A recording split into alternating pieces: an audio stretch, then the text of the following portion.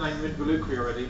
He wrote a book called Grammar Games, which also had a very powerful impact on me. When I was a new teacher, I was teaching in a very mechanical way, doing exercise 1, exercise 2, exercise 3, doing explanations and presentations of grammar. And I wasn't quite sure how to make education a part of what I was doing.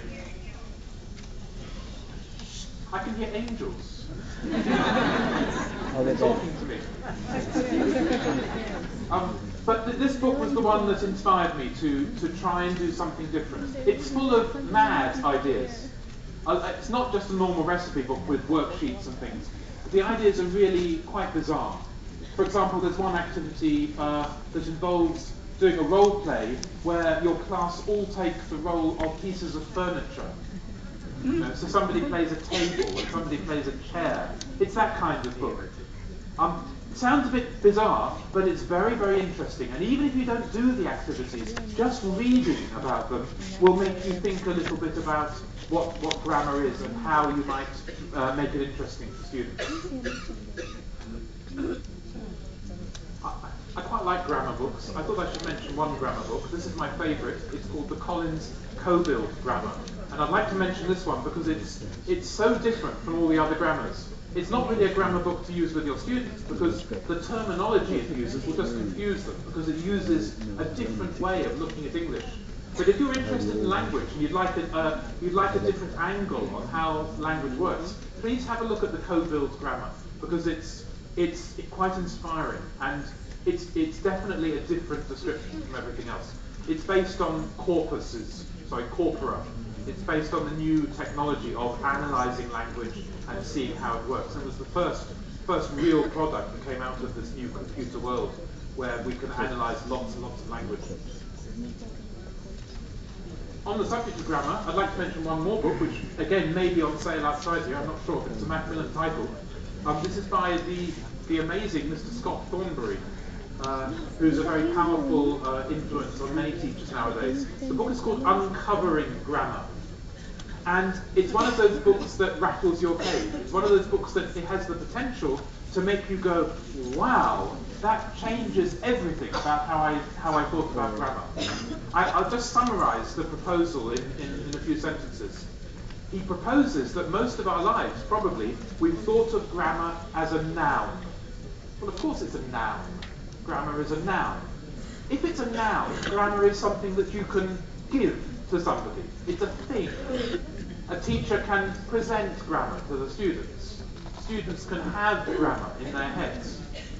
Scott proposes in this book, Uncovering Grammar, he proposes that maybe it's quite fruitful for teachers to change their concept of what grammar is and start thinking of grammar not as a noun, but as a verb. I grammar, you grammar, she grammars. Have you grammared today? Oh, they're making a lot of noise because they're grammaring.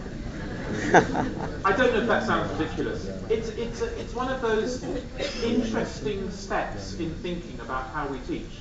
Instead of, if we start to think of grammar as a verb, we stop thinking about it as something we can give to students. And we have to start thinking about it as something that students need to do.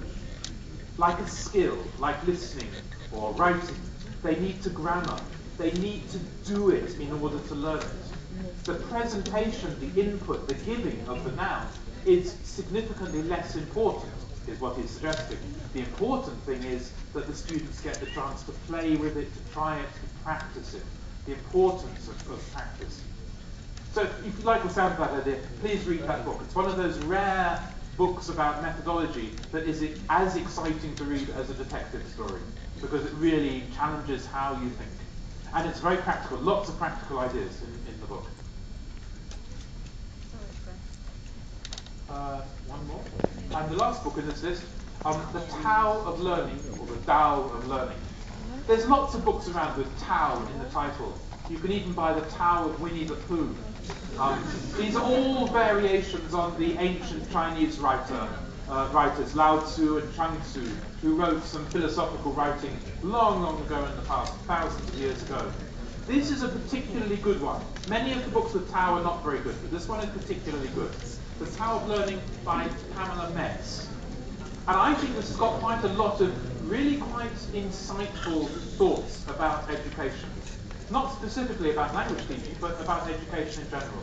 Let me just read you one of the poems from the book, so that you can get a taste of what it's like.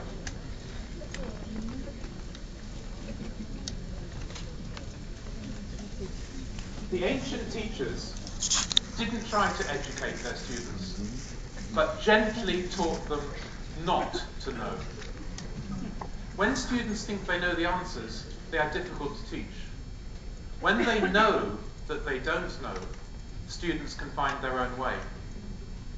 Not to know is the beginning of truth. Pretending to know can be an obstacle. First, realize that you are ignorant, then you can begin to know. The student is his own healer. When he knows that he does not know, then he is able to learn. I don't know how that comes across to you.